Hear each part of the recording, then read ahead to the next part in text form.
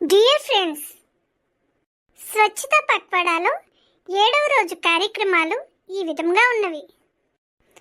పర్యావరణం, శుభ్రత, నీటి సంరక్షణ మొదలగు అంశాలపై ఎలక్ట్రీషియన్ క్విజ్ పోటీలు. క్విజ్ పోటీలు మన తరగతి గదిలో నిర్వహిస్తారు కదా, మరి మనం అక్కడికి వెళ్దామా? అలాగే Rajesh. Good morning children. Good morning madam. Good morning teacher. ఈరోజు స్వచ్ఛతా పక్వాడాలో క్విజ్ పోటీ. వ్యక్తిగతంగా సమాధానాలు చెప్పాలి. అడిగిన వాళ్ళు మాత్రమే సమాధానం చెప్పాలి. మీకు సమాధానం తెలిస్తే చేయెత్తి అప్పుడు మాత్రమే సమాధానం చెప్పాలి. Yes teacher. మొదటి ప్రశ్న,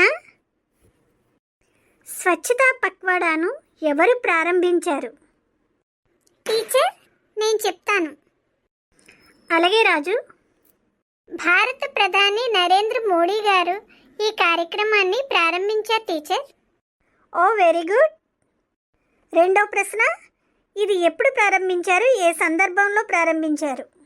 టీచర్, ఇది అక్టోబర్ 2, 2014న మహాత్మా గాంధీ జయంతి సందర్భంగా ప్రారంభించారు టీచర్. Very good. స్వచ్ఛతా పక్వాడాని తెలుగులో ఏమంటారు? టీచర్, ఎస్ చెప్పమ్మా.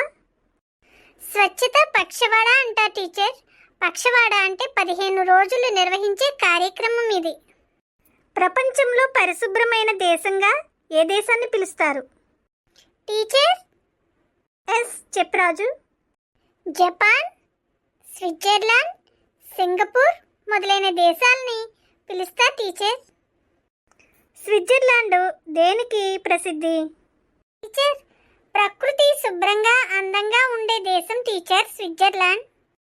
వెరీ గుడ్, చక్కగా చెప్పావు.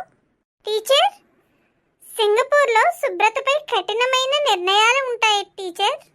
ఈ దేశంలో శుభ్రతను పాటించకపోతే శిక్షలు కఠినంగా ఉంటాయి. టీచర్, జపాన్ చిన్నప్పటి నుంచి శుభ్రత అలవాటు చేసే దేశం టీచర్. వెరీ గుడ్ పిల్లలు, చాలా చక్కగా సమాధానాలు చెప్పారు. చివరిదిగా, వ్యర్థాలను కాల్చడం హానికరం ఎందుకు? టీచర్, వ్యర్థాలను కాల్చడం ద్వారా విషవాయువులు, శ్వాసకోశ సమస్యలు మొదలగునవి వస్తాయి టీచర్. ఈరోజు క్విజ్ పోటీలో రాజు ఎక్కువ మార్కులు సంపాదించాడు. Thank you teacher. మరొక క్లాస్ రూమ్లో వక్తృత్వ పోటీలు జరుగుతున్నాయి. అక్కడికి వెళ్దామా మరి? పదండి, మనం కూడా అక్కడికి వెళ్దాం. జ్యోతి, స్వచ్ఛత పక్షవాడ గురించి మాట్లాడడానికి సిద్ధమై వచ్చావా? ఎస్ టీచర్, నేను మాట్లాడతాను. గౌరవనీయులైన ఉపాధ్యాయులకు నా నమస్కారములు. కార్యక్రమానికి విచ్చేసిన నా తోటి విద్యార్థులకు అభినందనలు. ఇటీవల మనం కలిసి నిర్వహించిన స్వచ్ఛతా పక్షవాడ కార్యక్రమం విజయవంతంగా పూర్తయింది. ఈ కార్యక్రమంలో మీరు చూపించిన శ్రద్ధ, కృషి, శుభ్రతపై ఉన్న ఆసక్తి చూసి నాకు ఎంతో ఆనందంగా ఉంది. స్వచ్ఛత అనేది ఒకరోజు చేసే పని కాదు, అది మన జీవన శైలిగా మారాలి.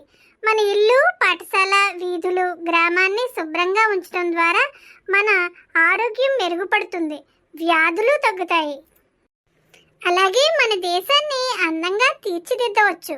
మనం అందరం కలిసి వ్యర్థాలను సరైన చోట వేయడం, నీటిని ఆదా చేయడం, టాయిలెట్స్ను శుభ్రంగా ఉంచడం వంటి అలవాట్లను పాటించాలి. మనం చిన్న ప్రయత్నం చేసినా పెద్ద మార్పు తీసుకురాగలము. ఈ కార్యక్రమాన్ని ముగిస్తున్నప్పటికీ శుభ్రతపై మన కృషి ఎప్పటికీ ముగియకూడదు.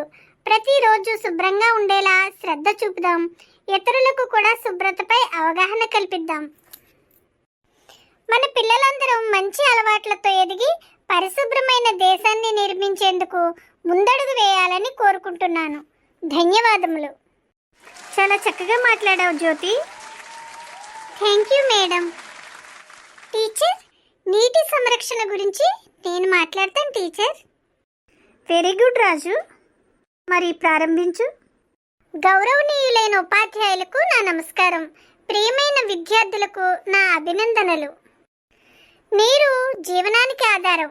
మన శరీరానికి నీరు ఎంత అవసరమో వ్యవసాయం, పరిశ్రమలు, విద్యుత్ వంట, శుభ్రత వంటి రోజువారీ పనులకు కూడా నీరు ఎంతో ముఖ్యమైనది. కానీ మనం అవసరానికి మించి నీటిని వృధా చేస్తున్నాం. దీనివల్ల భవిష్యత్తులో నీటి కొరత ఎదురయ్యే అవకాశం ఉంది. అందుకే నీటి సంరక్షణ ప్రతి ఒక్కరి బాధ్యత.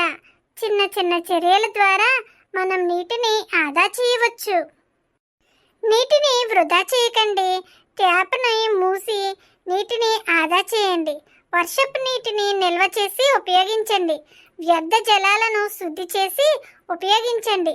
చెట్లు నాటి వాతావరణాన్ని కాపాడండి. నీటి సంరక్షణ వల్ల వ్యర్థాలు తగ్గుతాయి, నీటి కొరత నివారించబడుతుంది, మన ఆరోగ్యం మెరుగుపడుతుంది. మనం ఇప్పుడే జాగ్రత్తగా ఉండితే భవిష్యత్తు తరాలకు స్వచ్ఛమైన నీటిని అందించగలము. ప్రియమైన నా తోటి బాలల్లారా, మీరు ఇంట్లో, పాఠశాలలో నీటిని ఆదా చేయడం ద్వారా మంచి ఉదాహరణగా నిలవండి. నీటిని ప్రేమించండి, నీటిని రక్షించండి. ధన్యవాదములు. థ్యాంక్ యూ రాజు, ఎంతో చక్కగా మాట్లాడావు. చిన్నప్పటి నుంచి ఇలా చక్కగా మాట్లాడడం నేర్చుకుంటే మీరు భవిష్యత్తులో దేనికి భయపడకుండా ఉంటారు. Thank you teacher. Thank you teacher.